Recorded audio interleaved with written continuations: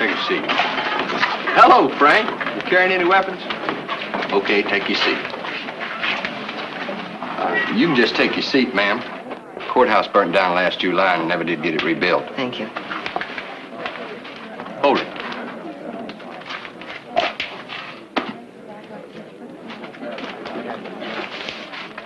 Any complaints? It is your country. I did not expect to be treated as an equal.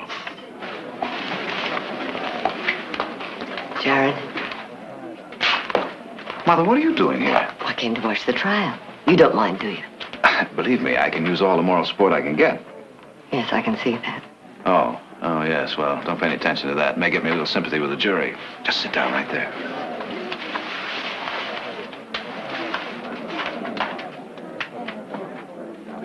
Now, you say that this friend of yours came running into this very bar. I was standing right over there. I was having a few drinks, and Pete come running in, and he said... Objection. Hearsay. He said that dirty Basque anarchist gunned down my brother Bill in cold blood. Let the record show that dirty Basque anarchist refers to the defendant. Your Honor, I object to any portion of this hearsay testimony being admitted to the record. Let's see where it's going, and then I'll rule on it. In my opinion, Your Honor, the jury has heard more than enough already. Any more questions for this witness? Yes. When Pete Hawkins came running into this bar, did he say that he had actually seen the defendant shoot your brother? He seen that Basque fire them shots clear as I'm seeing you. He's a liar. Order! Objection. If I have to warn your client again, Counselor, he'll be charged with contempt. And I insist, Your Honor, that you make a ruling on this hearsay testimony before it becomes indelibly engraved in the minds of the jury. You'll have ample opportunity to cross-examine Mr. Miller on his testimony. Mr. Miller's testimony, Your Honor, is what's at issue here. He's testifying to what a third party claims he saw. If indeed there is a Pete Hawkins at all. Well, everybody in town knows Pete Hawkins. Well, now, that's most reassuring.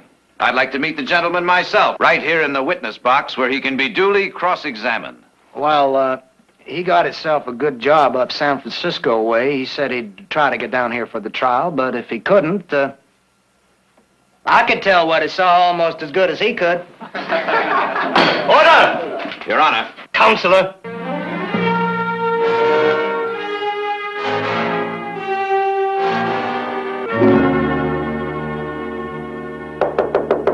Come in. Hello, Mother. How was dinner? Very nice. No, as a matter of fact, I don't even remember what I ordered. Adam hardly touched a bite, and you know how he likes food. He's very disturbed, Jared. Yes, I can imagine he would Actually, be. he couldn't or wouldn't talk about the trial, but I think we... Mother, I don't think we should discuss it. I think we have to. You know, there were times in court today when you sounded as though... when you looked as though you hated him. Well, it's been an emotional trial. No, it's beyond that. All right, if you insist. Beyond that, I believe that our esteemed friend Adam Cross is doing everything in his power to hang an innocent man. I don't think you really believe that. He's making it awfully difficult for me to believe anything else. Jared, I was proud that you had the courage to defend Paulino, knowing he was an anarchist, knowing that he stood for everything you opposed. Mother, I am simply a lawyer defending a man on a specific charge of murder.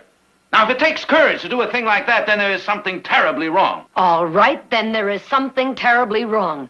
But be careful how you fight it. Make Adam your friend, not your enemy. Make Adam my friend. Will you for 1 minute forget what he means to us? And try to remember the man that sat on that bench this afternoon, a frightened man. That's not true. I've known Adam for over 30 years. I've seen him face down a pack of killers. He's not afraid of the people in Pinewood. Oh, no, he's not afraid of the people in Pinewood. He's afraid of an idea, a word, anarchist. Now, believe me, that's an idea that frightens me, too, but this is no way to fight it. And I can only hope that Adam sees that before he makes Paulino a martyr for a cause we all reject. No, you are wrong about Adam. You're judging him, and you're being as bigoted and narrow-minded as the people you condemn. Well, that may be. But the next time you see Adam, tell him this for me. That the sworn enemies of law are fear, ignorance, and violence. And we who serve the law must fight these specters wherever they raise their brutish heads. You won't have to remember it verbatim. Chances are Adam will. He wrote it.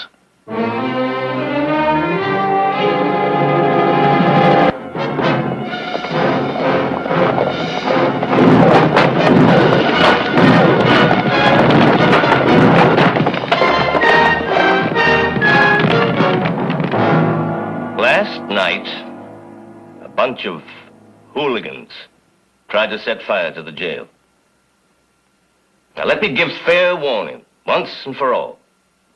Anyone caught committing such acts will be prosecuted to the full extent of the law. Now then, defense counsel has asked for a ruling concerning that portion of Mr. Miller's testimony as related to Peter Hawkins. The court rules that portion of the testimony is hearsay and should be stricken from the record. The jury will disregard it. How do you disregard something that is already in your mind, Mr. Barkley?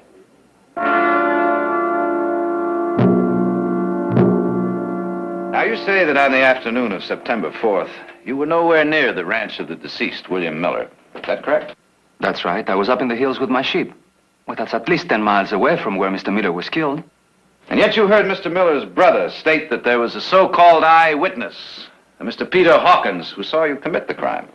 What do you say to that? I said that if this eyewitness was right here, I would call him... Object. Counsel is examining on the basis of hearsay testimony, already stricken from the record. Stricken from the record, but not before it was heard in this court. Objection sustained. Loud and clear by every member of the jury. I'd like my client to respond to that testimony. I've already And then His ruled. Honor can have both the testimony and the rebuttal stricken from the record. Ask your next question, Counselor. Now, you say that you spent that entire day with your sheep. Is that correct? Yes, sir. From sunrise to sunset. Well, then, I take it that you're calling this so-called eyewitness, this Mr. Hawkins, a liar. I swear by everything I have holy that this man is a liar, yes. And I further plead, gentlemen, that the district attorney obtain a subpoena and force this Mr. Hawkins to come to this court and testify, so that my client may face his accuser. And in so doing, there might be several interesting questions that I could ask, such as, just where was this Mr. Hawkins hiding when he supposedly saw Polino fire the fatal shots? Or, why didn't he try to prevent the murder of his friend? Or, failing that, I object strenuously to counsel's clever tricks. He's trying to make the jury think that somebody else killed Miller. Objection sustained. We've already ruled that Mr. Miller's testimony is to be disregarded as hearsay. Now, let me warn you, don't bring it up again. I beg the court's pardon.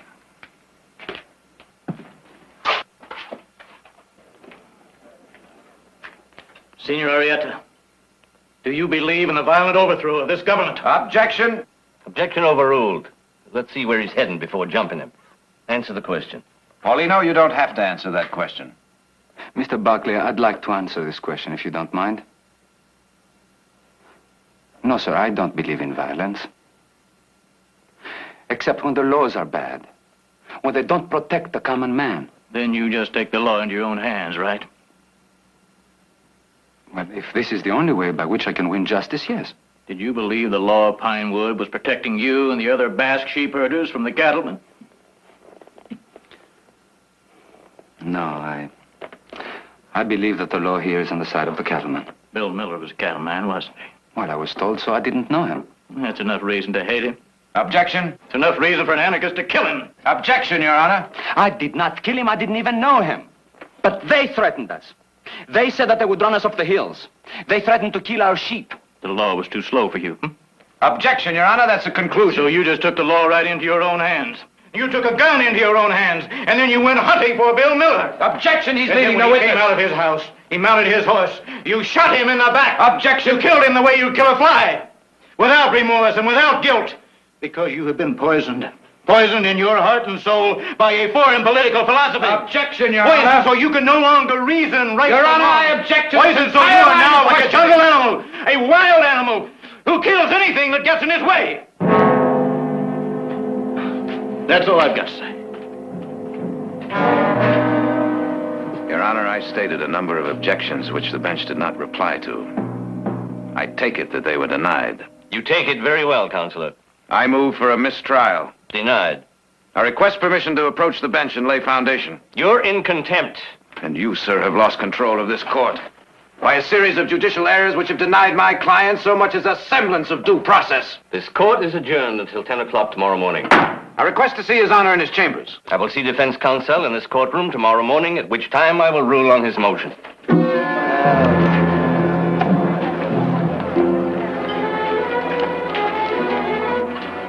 I would be impressed by your performance, Mr. Barkley, if we both didn't know that all your sound and fury signifies nothing, and that the wheels of your justice were long ago oiled to grind Paulino into the dust.